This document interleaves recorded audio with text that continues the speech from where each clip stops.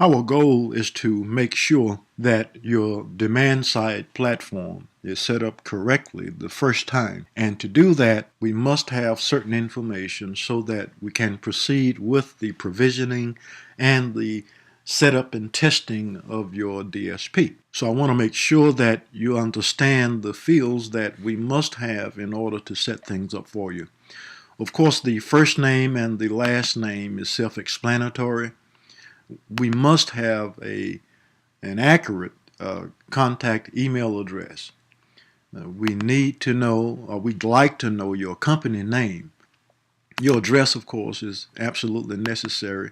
Now, if there's a time when we'll have to contact you, if there is an emergency or something that requires an immediate answer from you and we can't get in touch with you using email, then we ask you to include a phone number so that we can call if necessary. Now, here's something I want you to make very special attention to: the Nielsen DMA city. Make sure that you give a complete city and state, because some cities have the same names: Columbia, Missouri, Columbia, South Carolina, things like that. So you want to give us the full DMA city and state. Now let's say that you don't live in a DMA city or state. You might live in a predominantly English-speaking country or something like that. So enter that information here as well, and we'll know after we take a look at the available DMAs, it will be clear to us that you are requesting a non-DMA country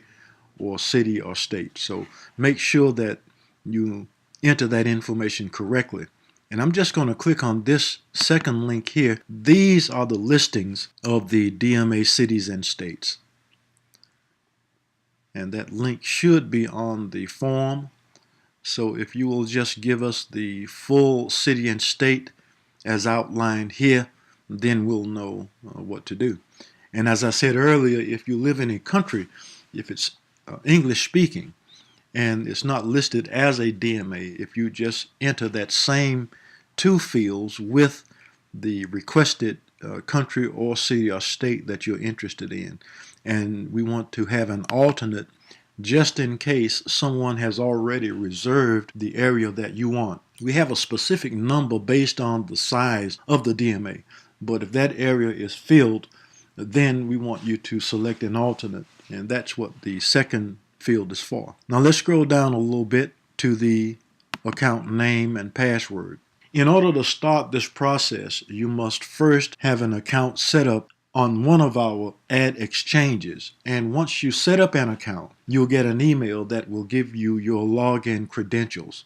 And the username is normally the email address that you use to create your account. And the password will be a 5 or 6 digit code that our system will generate for you. So enter that information exactly as you received it when you set up your account on one of our ad exchanges. And finally, part 3, your DSP business name. That's up to you. You have companies like AdRoll, Retargeter, Site Scout, and things like that. And you also have companies with the name Ad Exchange in it, or real-time bidding or retargeting in it. That's going to be a personal preference. And this is why if you go up and I ask about your company name and your DSP business name could be the same thing, but it's a requirement that you give us your business name here so that we can properly set up your DSP. Your domain name, that's also a personal preference. We ask that you give us your domain name, that it actually belongs to you, and we also want to make sure that once you give us the domain name that you've upgraded the name servers.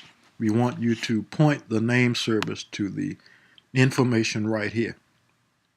And we ask you to confirm that, because if we set up the demand side platform for you, and if you have not updated the name service to the one on the form, then it's not going to work. So make sure that the domain name that you provide to us, that you've gone to your registrar and you've changed your name server information to this information on the form. And we ask you to confirm that, because we don't want to go through the entire process of setting everything up and then it doesn't work, only to find out that the name servers were not updated. On down to the email. You'll be getting dedicated emails in the name of your DSP domain. So we ask that you provide us with at least 2 emails. You can get more than that, but we'll want at least 2 of them so that we can configure your demand side platform. We want to have one as your support email address. So for example, if your demand side platform is abcadexchange.com,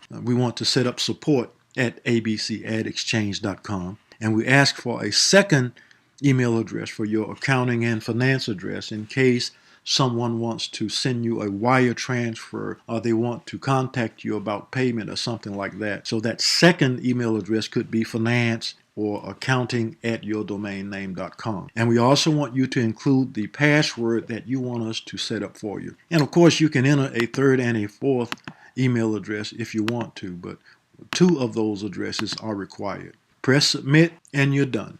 We'll set everything up and we'll contact you when it's all set up, tested, and configured. I want to thank you, and I'll talk with you on other videos.